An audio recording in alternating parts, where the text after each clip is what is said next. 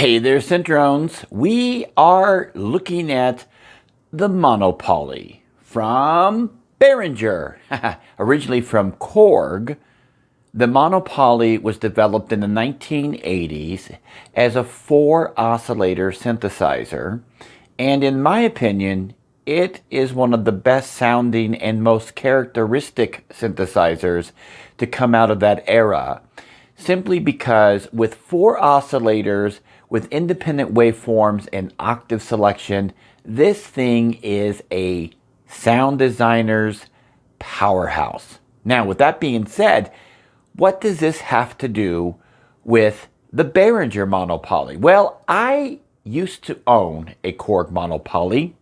I did back in the day, and it was bigger than this. And that's not necessarily a good thing because it took up more room.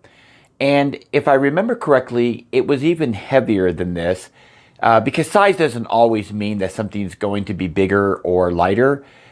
This has a good heft to it, but I don't think it's as heavy as the original Korg monopoly that I had. Now, when I bought my original Korg monopoly, it did not have MIDI installed in it because the originals didn't come with MIDI, okay? So I had to install MIDI after the fact. And of course, it's hard to get a Korg monopoly in good condition just simply because of their age, okay? The years are not always kind to synthesizers, especially the ones that are coming out, that came out in the 1980s. So when I first heard about Behringer doing a monopoly clone, and I don't use clone lightly in this review because I didn't believe, because I was skeptical, that Behringer could actually do it. Now, for those of you who have never owned the monopoly from Korg, it's going to be very difficult for you to understand that there is a character that I just can't describe it to you that comes from that synthesizer, and it really shines when you got arpeggiation going on one of these, and you can start hearing that character. Now, I have to say that after playing on this monopoly from Behringer, they absolutely nailed it. They swung hard, they hit the ball, and it's flown out of the ballpark. This does not make me miss my monopoly. And if they put the kind of work and detail into their upcoming Poly 8, I'm pretty sure that's going to find its way here in my studio as well. I've also had the Poly 6. The Poly 8 is going to be an 8-voice recreation of that. And judging by what they did with this, that's going to be very exciting. I'm so happy that I made this purchase. Now, for those of you who follow my channel, you know that I am not a no preset synthesizer kind of guy. But the monopoly has always been the exception to that rule for me. I really, really enjoy this synth.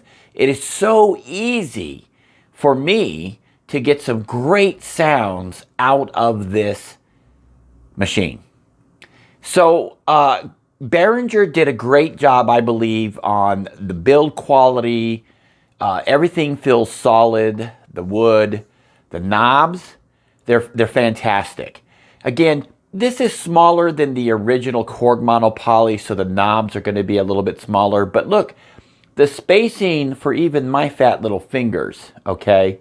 Plenty of room here for me to go through and select what I want to select without any problems of bumping into something else or accidentally touching a knob and moving it. That's what I like. I've had some of the boutique synthesizers from Roland, and I always found myself wishing that I had a pair of tweezers or something in some situations, simply because I couldn't reach between and do the dials. That's not the case with this. The switches all feel nice, not too firm, not too loose. The buttons here don't have a whole lot of play in them. They feel solid. And the whole machine reminds me, when I look at it, of a monopoly. It's just smaller. And for me, that's good. And then I like the tilt feature that they placed here on this synth, which, you know, you pay extra for this on some synthesizers that have special editions. They charge you more money just for the tilt feature. And Behringer made this a standard in this synth where you can just fling it up and get some tilt out of it. And that's really good. And all of this for under $1,000. I mean, way under. Now, at the time that I bought this, because I buy my synthesizers, I don't have these given to me, okay, for reviews. I buy everything that you have seen on my channel. This was $699. And I think they've gone up a little bit now because everything is going up, okay? But this for $699 versus my Korg monopoly that I bought used, and it wasn't in the greatest of shape. It didn't have MIDI. I think I paid close to $2,000. Well, I know I paid at least $2,000 for it. It's been a few years.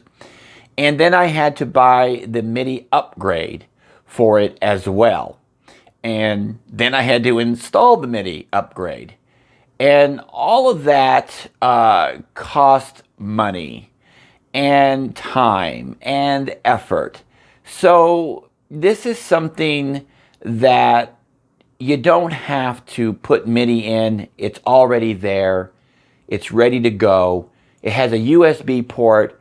I love that because I connect it to my PC. My dog can talk to it and it can receive information from it. This is really the best of both worlds.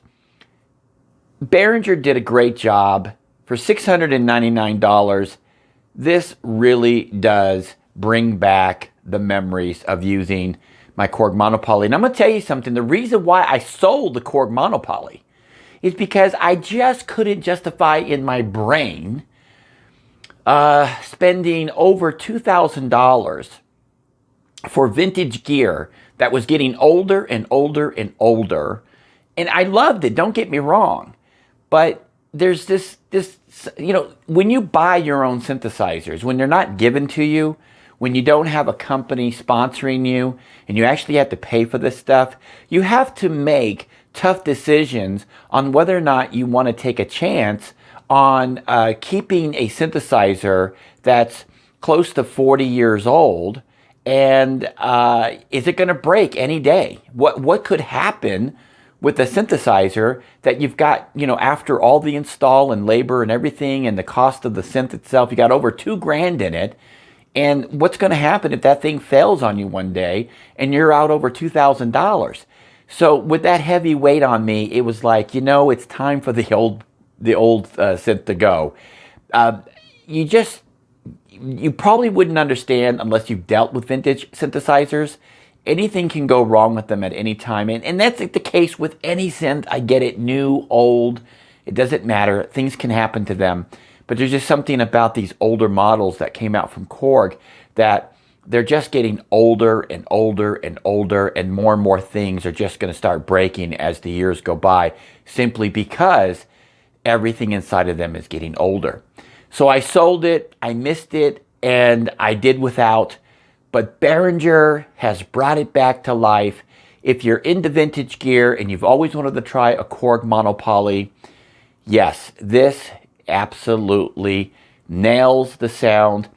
Is anything 100%? No. I've had several Poly 6 synthesizers, and every one of them had something different about them, simply because over the years, components have aged and things have changed, and there was character differences between all the different Poly 6s that I owned. So, you know, is Behringer going to get this to sound like every single Korg monopoly that you've ever experienced or that's ever been made? No, it's just not going to happen. But does it bring this to life? Yes, it does. It brings the Korg monopoly to life. And there's one more thing I want to mention. I had the Korg Kronos, and it has the software for the monopoly in it. And I got to tell you, it's nothing like the real thing. When you record with this synthesizer or even a real Korg monopoly, one of the two, you're going to hear a difference. There is a difference when you're using analog synthesizers versus an emulation coming out of a box. We don't need to argue about that in the comment section. I have been doing this for so many years now, and there is definitely a difference in hardware versus software. And in my opinion, the software that comes with the Korg Kronos does not even touch the real hardware, and the software on the PC that I've tried as well doesn't touch the hardware. People will argue you can't tell the difference in a mix.